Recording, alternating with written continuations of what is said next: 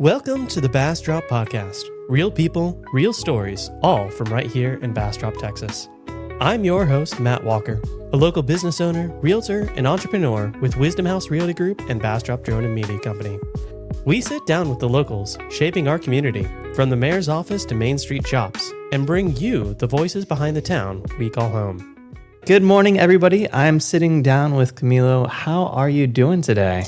I am doing fantastic, and thanks for having me. Absolutely. You were on MasterChef. That was a pretty exciting experience, I might imagine. Yes, it was a little overwhelming at first, but it's been a whirlwind. And so it's glad to be on it, and it's just been almost surreal at times. Awesome. Can you tell us a little bit about yourself and your connection to Bastrop? Yeah, I've been in Bastrop now for 17 plus years. This is my second stint actually here. I'm actually here because of my wife's family. So I met my wife in college in San Marcos, Texas. And, we dated for a while, went our separate ways, and then reconnected. And we reconnected. We decided on Bastrop would be where we would reside. We lived here for a few years, then moved off to Arizona for a few years, and then have since come back. My wife's family's from here. My father-in-law had a beer distributorship here. Her grandmother owned one of the first bars downtown. Another one of her grandmothers had a shop downtown. There was a Christian bookstore. So a lot of ties to Bastrop. And we're glad to be here, and I love it. That's awesome. I love to hear it. So what was food like in your family growing up? In the Latin culture, food is almost like a gift. For a lot of Latinos or Mexican Americans in Central and South Texas, you need to kind of work for things. We didn't have a lot growing up, but you could always cook, right? And so one thing you could do was cook and sit around the table and talk. Growing up, my family was really big on eating at the dinner table. And I think that has served me well, not only for myself, but for my family, because till this day, we eat at the dinner table every day. So I think part of that gets ingrained in your who you are and what you want to do. So my love language is food, and that is sharing with people. I love to share with people, and I love to sit down, break bread, because it's more about not just about the food. It's the conversation. People get comfortable when they're eating, and they tend to talk more. They open up more. You get to know people, and I've shared some really personal experiences with friends, new and friends, old friends, and you still get to learn. So I love the food aspect of it, and it was a big part of growing up, what we did. Until this day, it's my mom's love language. You go to mom's house, abuelita's house, abuela's house, whatever you want to call it, and everyone always leaves with a little snack.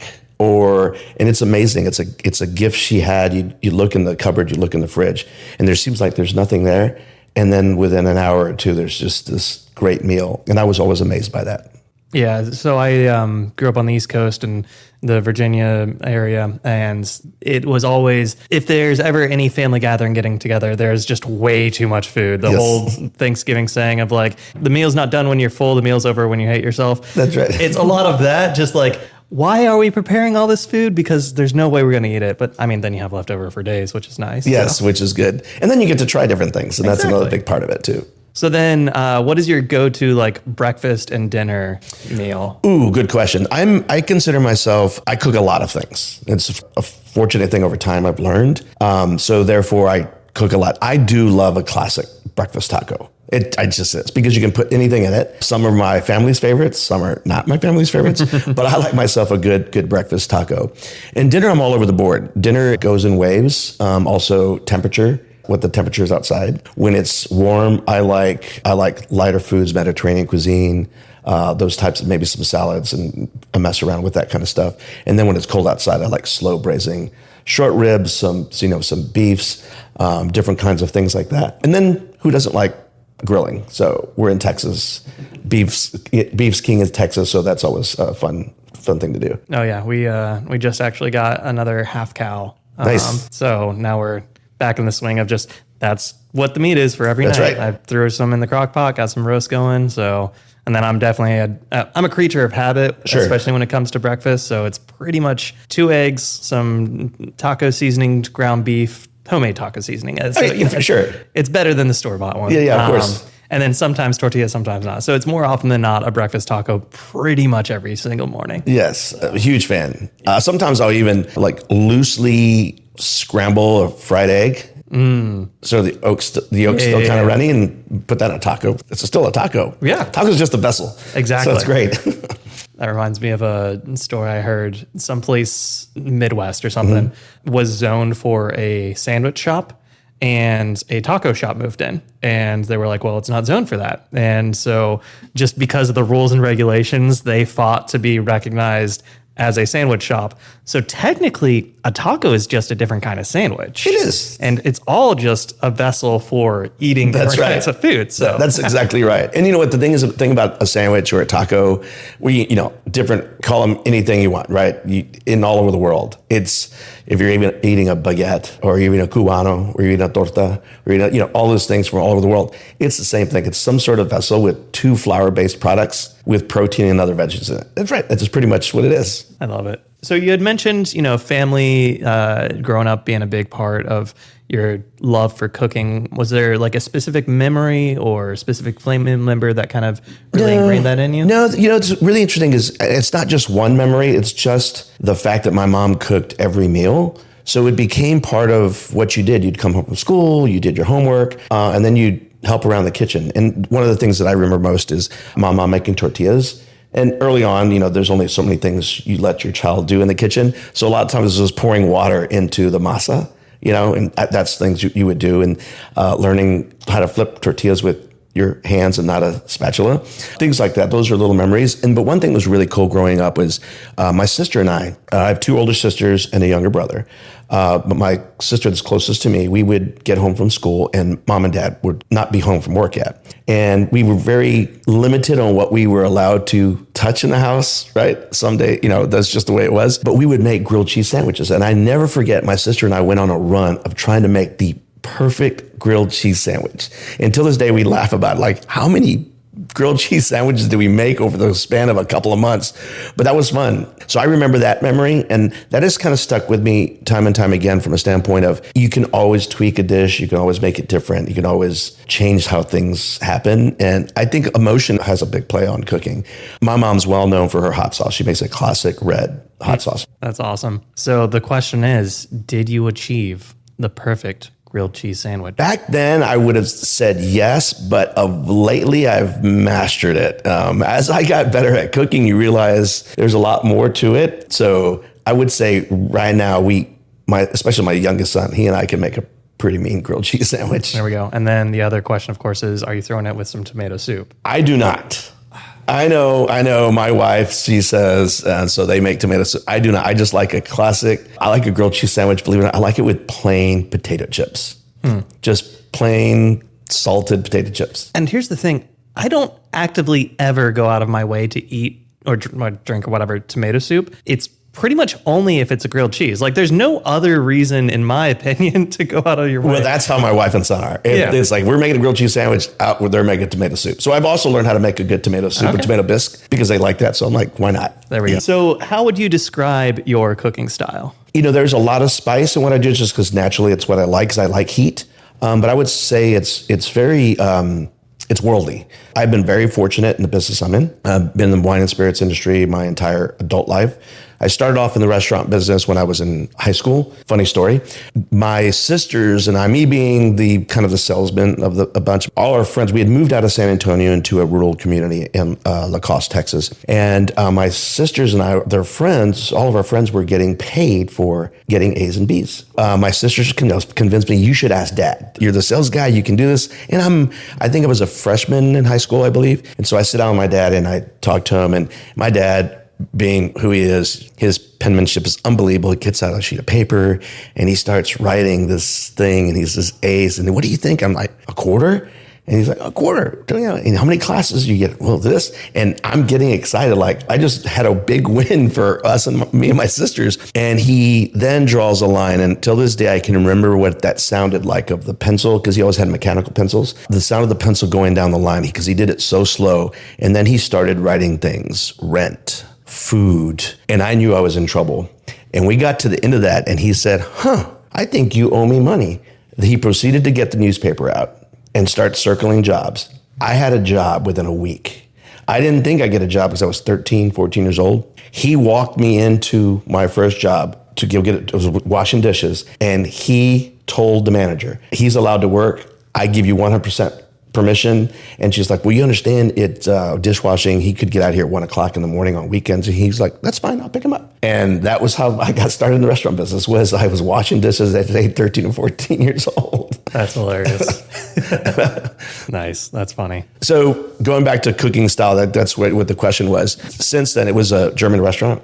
And it was food that I was never, ever had been around. So from chicken Kiev to schnitzels to all these things that I just didn't know existed. So that's how that started my interest in that. Then I got into the wine and spirits industry. And when I jumped to the supplier side, which I'm on now, which I represent different brands from all over, I got to travel. Been very blessed, got to travel all over the world. And being that I had a keen love for food, I always tried to bring something back with me in my head, right? In my head. And I would try to replicate it at home. So that's how it really started. So traveled to Chile, Argentina, Spain, France, Japan, great culinary places. And I seek out these locations, Italy, and I bring that. So I have that influence on my cooking. So I don't want to say I can cook just about anything, but I'm pretty good. That's cool. Yeah. That's really cool. So how does your different cultural roots and your life in Texas and Bastrop kind of influence your cooking styles?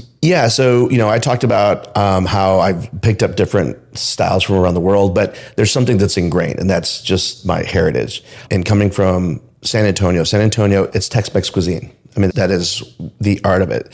And it's really interesting as I've gone through this cooking journey, if you would. There's people that said, well, he's not cooking Mexican food. Well, of course not. I'm in Texas and I'm cooking Tex-Mex, right? That has the Latin flair to it. So that has a lot of influence. But as you go just from San Antonio to Bastrop area, it changes so much, the cuisine does. And then you start getting into this area.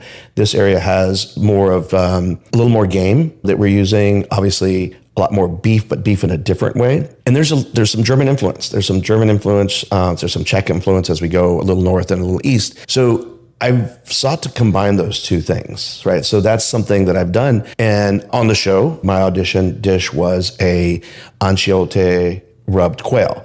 So taking anciote, which is a really rich peppered kind of spice from Mexico, and quail. Everyone hunts quail around Texas, right? So I'm marrying the two, even though you do see a lot of quail in the northern part of Mexico, but it's cooked a little differently. So that's kind of how that bridges the gap between the two cultures. That's cool. Yeah. That's really cool to hear. I think I had read in the Community Impacts article that your daughter had kind of pushed you forward a little bit to submit it. Yeah, the journey to this was pretty interesting. So my daughter was home from the summer from college, and we're sitting around the table after dinner, and she's like, oh, Dad, you should audition or apply for MasterChef. And I said, sure. So she starts reading the questions, and I'm answering them. And they're long answer questions. They're not, what's your favorite color? And we get around 10 questions in. I said, Mia, how many questions? And she goes, there's 160 something. And I literally said, I'm out. And she's like, my wife's, oh, come on. Like, no, I'm not doing this. Fast forward a couple of weeks on a Sunday after breakfast, she walks in, we are doing this today. Today's the deadline. We're doing this. Like, okay, let's do this.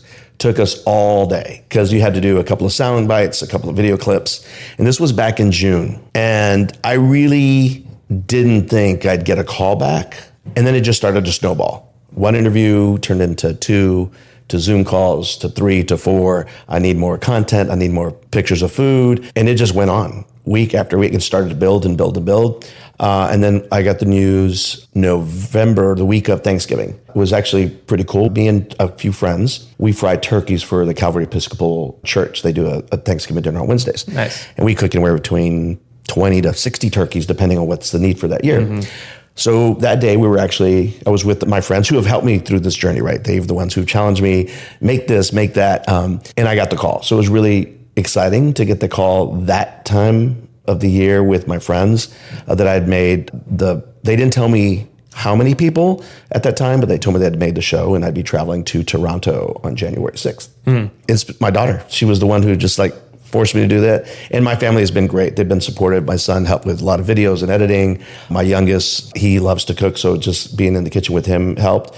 And then obviously my daughter and my wife being supportive, which it's been a family ordeal. And I cooked a lot between November and January, probably the most I've cooked in my life. I cooked a lot. That's awesome. Yeah. So how long was the recording process for? The recording process was, we'll call it 9 weeks. Okay. Give or take. There was a break in there. The show was doing back-to-back seasons.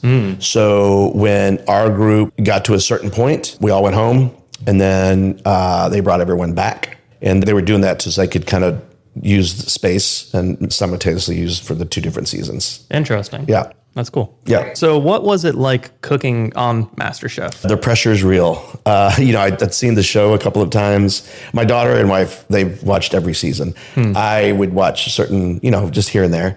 And I'd watch the show and I'd say, oh my gosh, how do they forget to butter the bread? Come on. I now know how they forget to butter the bread. The pressure's real. And it's the interesting thing about the show is everything is real. You legitimately have to cook. Now, I'm sure that production team may have favorites or may have someone that they may see to have better screen value. But at the end of the day, you have to cook. And that's if you undercook something, overcook something, you put yourself at risk, definitely. So the pressure is real. And the biggest challenge was you don't know when you're cooking. That was the really biggest thing. And they do that to keep everyone sharp. So there was 45 of us that made it to Toronto. And something I realized really quick was they're watching everything you do.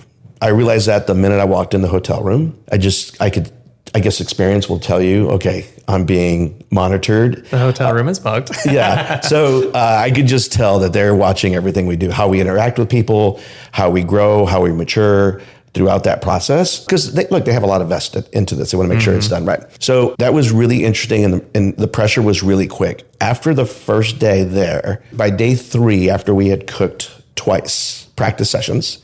Again, you don't know when you're cooking. You're in this holding room with 45 other people. They call your name, you go down, you cook. Some planning is happening, but they kind of guide you what you want based on what we provided for them. And all practice sessions, they're not recorded professionally, but they are recorded. And there's a culinary team and they're watching everything you do and they're taking notes, as they should, right? They want to see how people improve. On Saturday night, it's really interesting talking about pressure. My family is coming on Sunday. They allow family and friends to be there for the first 4 episodes, which is, I'll talk about some about the thematic for the show. On Saturday night, we were informed that 5 people were going to get cut on Monday morning, and that if we needed to notify family members to let them know that we're not going to be cooking for the judges. And I knew I was on the bubble because on one of my first cook it was a mess. It just was not good. I was really bummed. But fortunately, my second cook, it was perfect. So I felt good, but I also knew that the chances are there could be 40 people that had 2 good cooks, right? So, and the talent was real. We didn't get to see anyone's dishes the first 2 days. I don't know how they do it, but they kept us in. You're cooking with 10 other people, but you don't really see their final dishes. They keep you in a solid. When you're done, they escort you out the room. You don't touch anything. You're not allowed to taste any of your competitors' foods ever throughout the whole show. And they do this because they don't want any influence. So let's just say you do Italian food really well. And I taste something and then we have a conversation about it. Well, I've just learned something from you and taken it. So they keep it very proprietary. So which I respect that. So I called my family and said, look, there's a chance, that I could not make the cut. Family's like, no, we're going anyway. So that's kind of how it happened. And then it starts. They start cutting people. We see an episode 1 a week. That was happening on the daily. So people were going home, pretty quick. And the pressure was intense. And the clock goes by really fast. And there's also some cool things that people may not know about the show. As if you've seen the show when people put their dishes on the plate, there's time allotments. You're not allowed to start plating until a certain mark. That keeps the intensity high. And also whatever you envisioned you were going to put on the plate, you have to make sure you can execute it in pretty much 2 minutes. Wow. Okay. So that's how because that was going to be one of my questions. You always see on the shows, like they're desperately trying to finish it and timers ticking down. And it's like, well, how much of that is manufactured or they finished 20 minutes ago and they're just kind of chilling? No, you're not allowed to start plating until a certain mark. Wow. And they tell you what that mark is. Interesting. Yeah. So that keeps that, Yeah, that makes a lot more sense now. Yes. Like, okay, now I understand why it's always that timer that's ticking down as people are like desperately trying to finish it up. What's interesting is a couple of shows have aired now, and I'm seeing it for the first time, right? We don't get any, preview at all. So we're seeing it, all of us together for the first time. And it's interesting to me, even when we're episodes in. So some of us have been cooked already, so you feel a little more comfortable, but you can still see the tremors in people's hands as they're plating, and their nerves are real. No matter how comfortable you get, it's the pressure. It's nerve-wracking. Yeah, I can see that. So you had talked a little bit about like how they keep everybody siloed. Was there any interaction with the other chefs? Oh yeah, it was great. I met some lifelong friends. So we would get to the studio around 7 a.m, and they put us in a holding room, which was a white sheetrocked, bright light, no clocks, no watches, no devices whatsoever, just a bunch of cookbooks and games. So we would, and it was like, like a little mini kitchen there, for snacks and coffee and tea, whatever. And they would bring in food for us from time to time. So we just got to know each other. We played cards. It's just a bunch of foodies nerding out on, we were opening cookbooks, talking about different methods and stuff. And it was really, for me, it was very invigorating. Lots of young people. And it was really great to see these young kids that this is their career path. We had one who stepped away from her master's program to compete in the show. One was doing his best, and he did end up graduating. It was so that was kind of from college. 2 people quit their job to do this. So these are people that this is what they want to do, and I admired that. I admired their passion. There was quite a bit of food content creators, some that had plus north of 1 million followers before they even stepped onto the show. So it was invigorating for me to just see and be around people that have a passion for it, and not only for the food, but for the culinary experience altogether. So I met some really lifelong friends, and it was really, really, really great. That's really cool. Yeah, and what's been also really cool is like of the top 20, I ended up making the top 20, got an apron, big deal. So that group, we got really close, and it's been really fun as the episodes come along. There's a lot of texting that's going on, interaction, because we're seeing it for the first time as well. We're seeing other people's. Are you guys all in like one big group chat? We are, and we chat every day. It's awesome. Everyday life experiences. We get together one time. I travel quite a bit.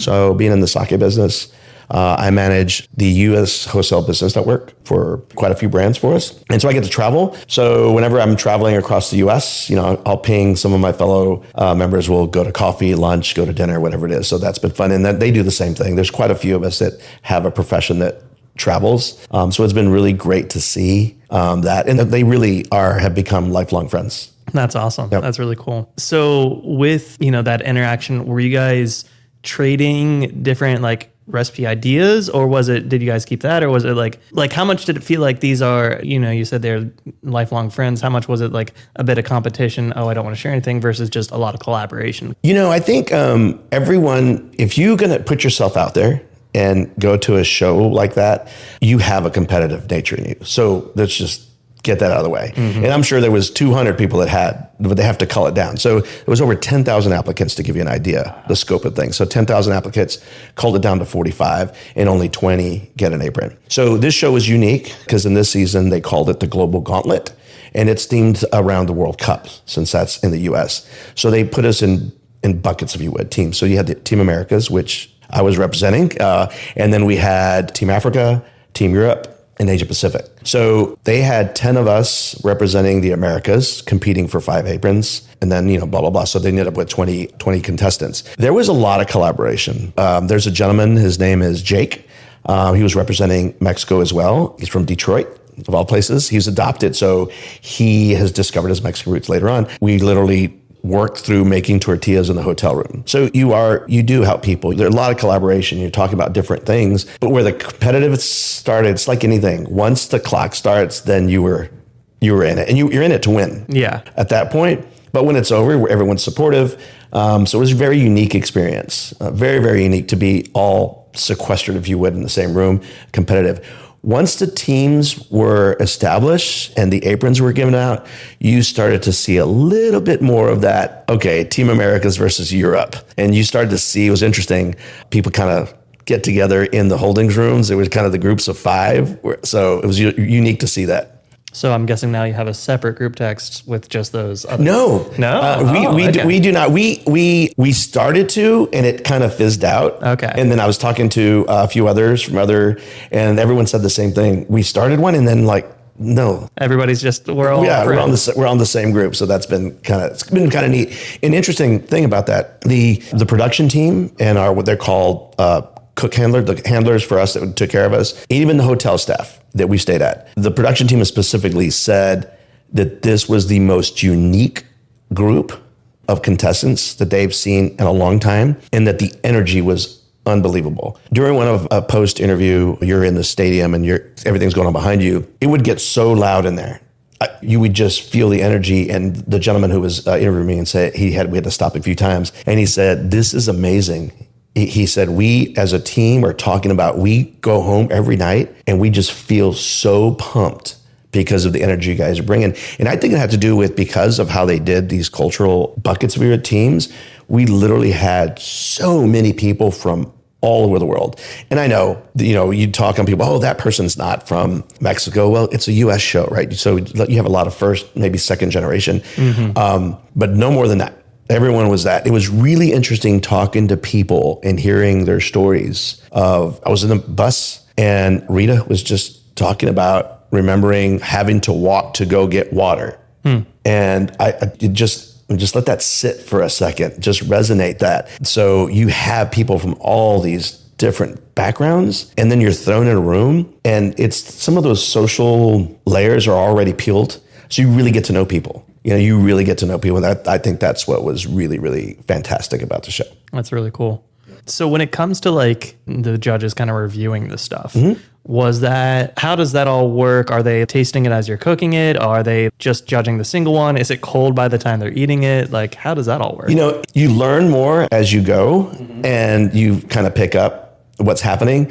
They come by your bench and they will taste. You'll see a couple episodes where there's tasting spoon, they're tasting. I will say they taste everything. They may not taste it right then and there when they're walking by, because they're having to go by everybody, and they want to talk to you, and they want to, because it's added pressure when they're talking to you, makes for good TV, but they also want to see you succeed. Right? They can't have 20 people not complete their dish. That's a fail. So they're going to help you from that perspective. And also, whenever you're done cooking, yes, you have your dish, right? And it sits there. You're not allowed to touch anything on your bench. And the culinary team, depending on what stage you were, but the culinary team in the first stages would gather a taste of a lot of things and put them in dishes and take them away. And then there was another portion of a cook. I knew I had made some tortillas, right? So I picked the best 2 tortillas, plated them. That's what I used.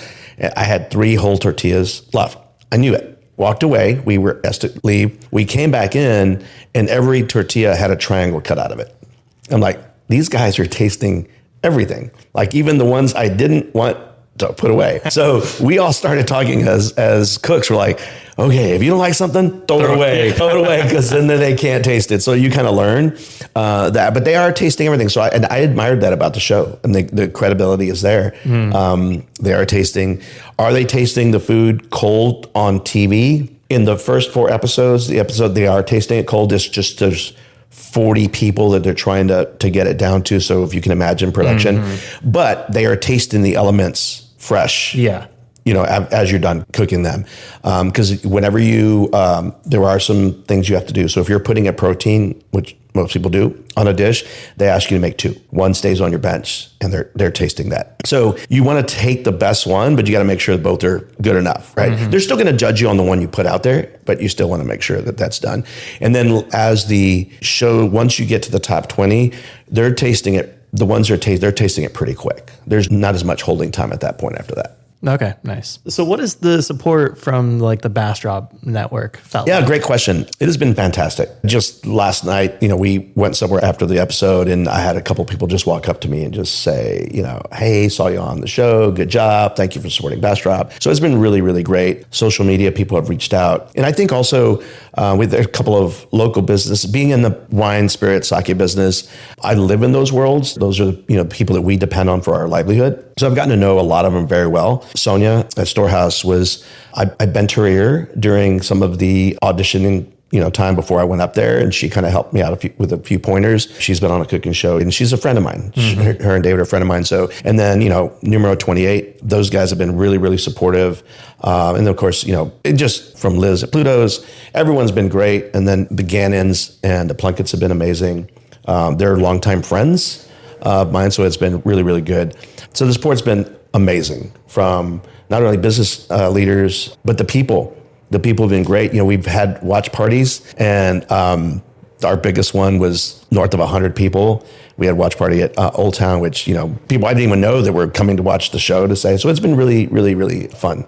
That's cool. Yeah. That's really cool. And that's awesome to hear. Just the local business owners, local restaurateurs just coming behind you and supporting you. That's really cool to hear. Yeah, and I really want to, because people ask me next steps. Like, I don't want to own a restaurant. I have my career path. I've been in the restaurant business, not really interests me. That's a different breed, and plus it's a young man's game. Or, if you're in it as you get older, you're conditioned, right? It'd be really difficult to condition my lifestyle to that. One of the things I want to do is I really want to educate people on how easy it is to cook nicer things. One of the things that I want to do to use eyes, like for instance, Circa, my youngest son, he will be a senior next year at Circa, but they have a culinary program of some sort. And Martin, a principal there, we were going to do a 1 or 2 part series next fall where I'll come in, have my apron, and all the things, and just help these kids, because I think that's important. I also want to utilize this opportunity for fundraising.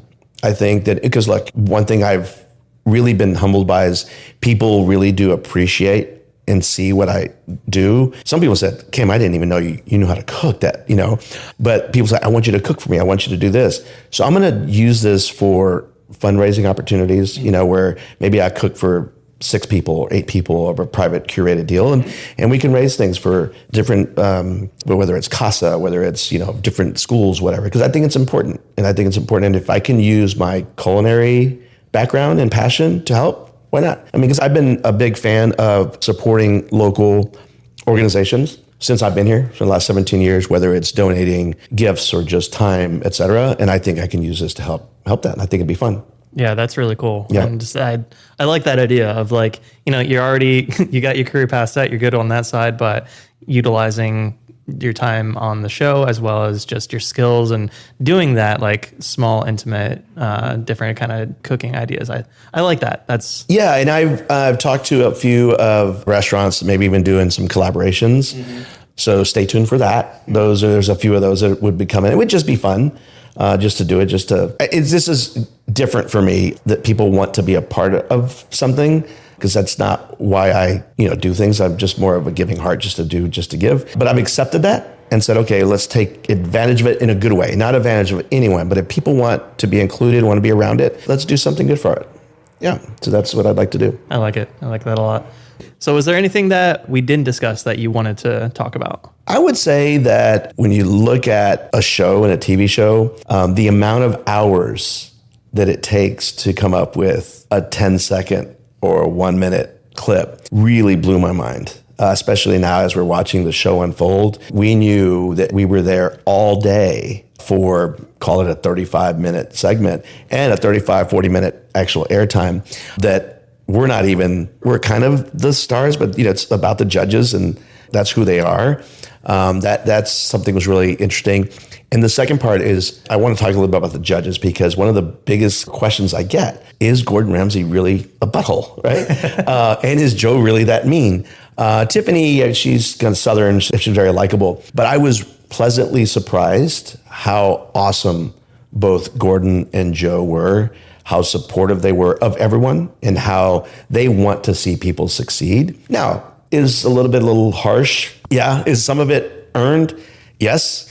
Some of the things they say, I'm like, well, you kind of deserve that, so-and-so, but I thought it was very, very, very welcoming how they were to us, and they're just trying to teach you. And I took a lot away from that, and I learned a lot. I learned a lot of techniques in such a short period of time, because the talent level of the support, the cooking culinary team, is believable. And I'll swing that into one part of like the cooking part of it and the dishes. People say, oh, you had months to plan for the dishes you're cooking. No, there's an episode there was a stadium challenge, so a stadium food challenge. We went into the room. They literally flipped a whiteboard over and said stadium foods. They gave examples of what stadium foods were, hamburgers, hot dogs, whatever. And they said, bring your culture into a stadium food.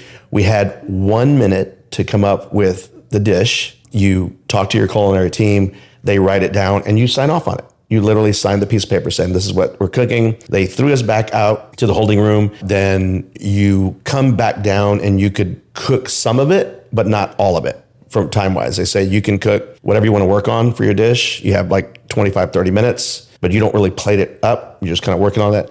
And then just kind of waiting around. Next, it's go time and you're cooking the dish. And then you hope when you go into the pantry that all the ingredients are in there. And that wasn't the case for a lot of us. So you have to pivot and learn. So that was kind of an interesting thing about the show that was fun. Interesting. Do you think they probably didn't purposefully have stuff stocked, or is it like...